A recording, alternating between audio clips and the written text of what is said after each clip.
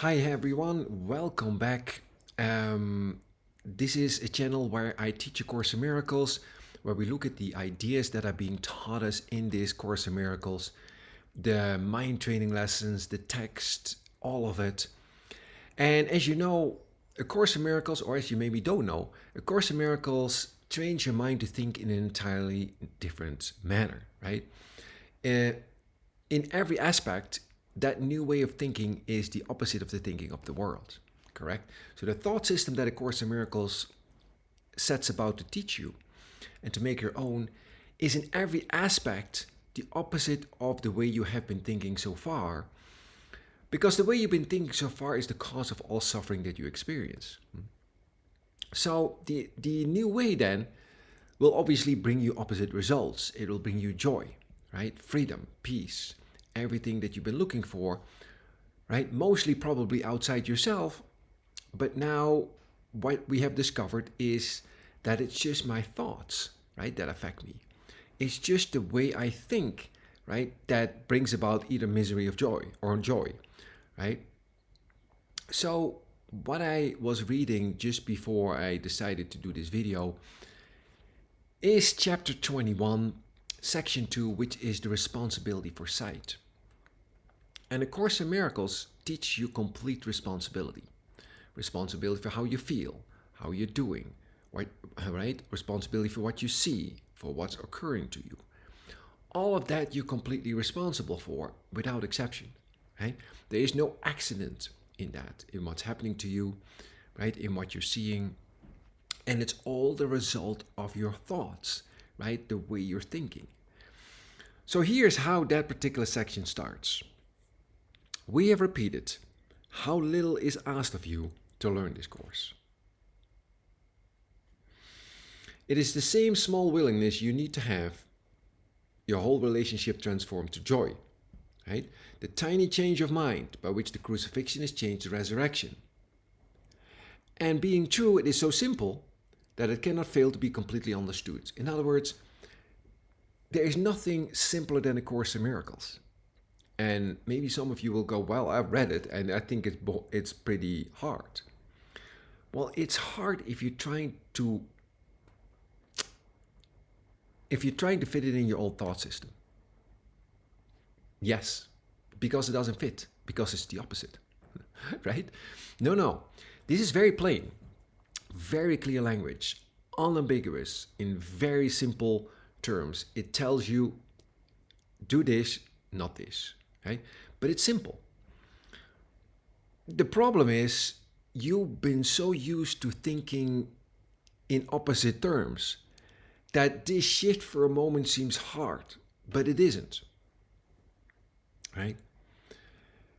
Now here is where one of the most, I think is one of the key sections of Course in Miracles that's so beautiful. He says, now listen to this, and again, this is what I mean with it's unambiguous, it's clear, right? It's uncompromising, but simple.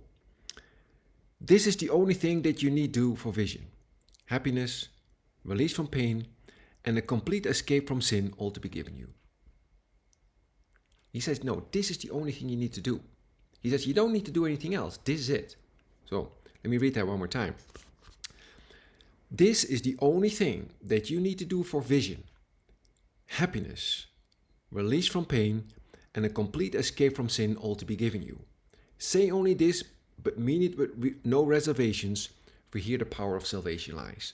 So he's setting you up. He says, listen, this is not a complicated course. This is very simple. This is what you do, and this is all you need to do. Okay, ready. Now listen to what he says, because what he's going to tell you is the opposite of everything that you've been used to in this world. Listen to this. Okay? I am responsible for what I see.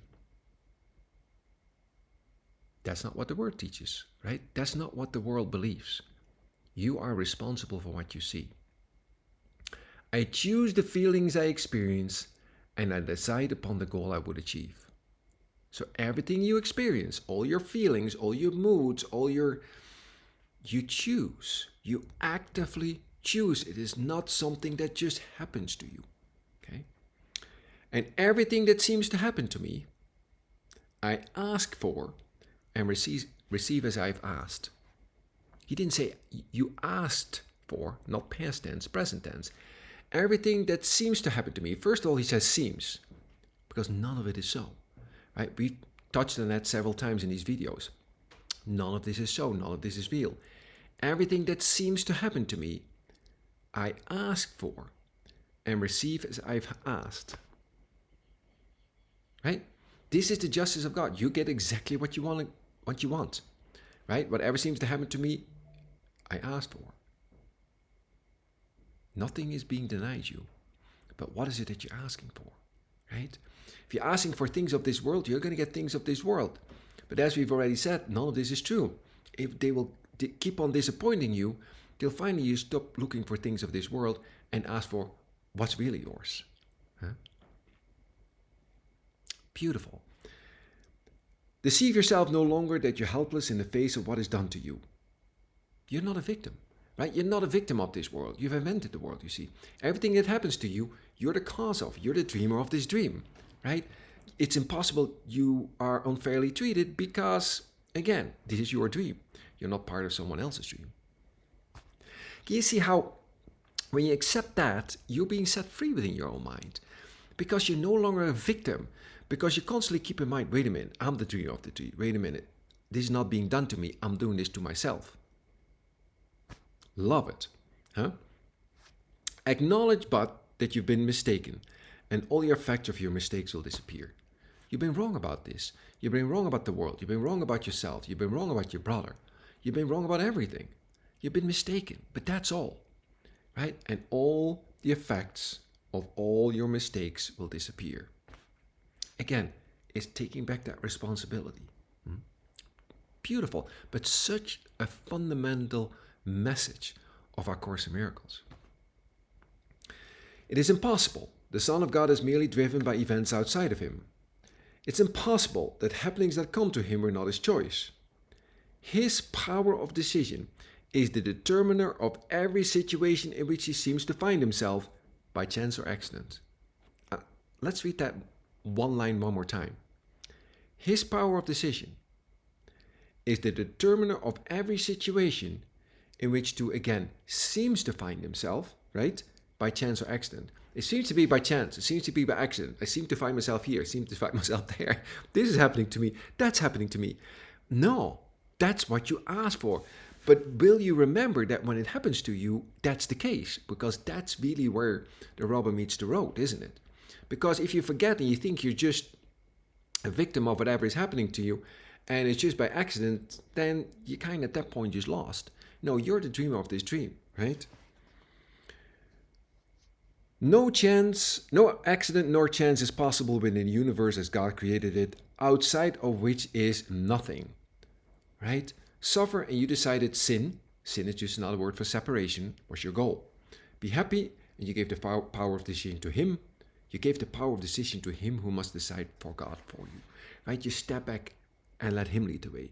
You choose the second place to gain the first, right? You step back and let yourself be led out of the conflict of space-time and into the realization that you are indeed one with everything. You're indeed one with Source, and that memory can return to your mind. Really, that's all it is, right? Beautiful. This is an amazing section. I invite you to read it in your Course in Miracles. Let me see what else here.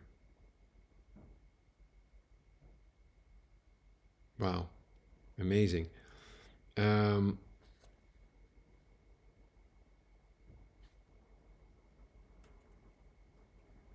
Yeah, it's just gorgeous. I don't even know what to read from this. It's just really beautiful. But this is again that full acceptance of responsibility. That when you wake up, right? When you are starting to wake up, when that memory of out of time memory, that memory of who you were, who you are, right? Your true self starts to return to your awareness. This is what you'll practice, right? You're no longer satisfied with being a victim, right? You're no longer satisfying that things are happening to you beyond your control. Somewhere you have to step up within your own mind and accept your full your rightful place among the saviors of the world. You go like, wait a minute, this is my dream. I know this. I've seen this, right? I know that I'm undergoing an awakening from time to eternity, right? From death to life, from however you want to do it, right? Whatever you want to call this, right? That spiritual transformation, which we know is very physical, is very emotional, right? It affects you on a cellular level, right? It's not some ethereal thing that happens to you. No, we know this is very, very, very powerful and at times intense and at times fearful and at times emotional and all of that. But that too will pass and you'll go far, far beyond it, right? And once you're on the other side of fear, you're free, right? Because the only problem you'll ever deal is your own fear, right? Fear is what you've made an opposite to what you are, which is love, right? So when you practice these lessons, what did he say again? Let's read this one more time, because I think it's one of the key sections in our Course in Miracles. This is the only thing that you need do for vision, happiness, release from pain, and the complete escape from sin, all to be given you. Say only this, but mean it with no reservations, for here the power of salvation lies. I'm responsible for what I see, I choose the feelings I experience, and I decide upon the goal I would achieve. And everything that seems to happen to me, I ask for and receive as I've asked. Right? Deceive yourself no longer that you're helpless in the face of what's being done to you. You're not. Right? This is where that really determination in you takes over. I'm not helpless in this. I seem to be at the mercy of this, but this is what it seems like. That's not what it's like. Acknowledge but that you've been mistaken, and all effects of your mistakes will disappear. It's that simple, right? The willingness to be wrong. I'm willing to be wrong, right? I'm willing to be wrong about this. I know what it looks like. I know maybe that my first reaction, as I've been conditioned by the world or by my mistaken identity about myself, to think that this is what's going on. But how about I let myself be wrong for a moment and discover what really is happening? So I just wanted to read that lesson for you today, or that part of the text. This is chapter 21. If you have a moment today, read it. It's spectacular. Thank you for joining me today, wherever or whenever you are. I love you. When you're waking up, there's a certain kind of brotherhood, right? Because we're kindred spirits, right? When you undergo your own awakening, there's an acknowledgement that we're all in the same boat. Like, I know what you're going through because I'm going through it and I've gone through it, right?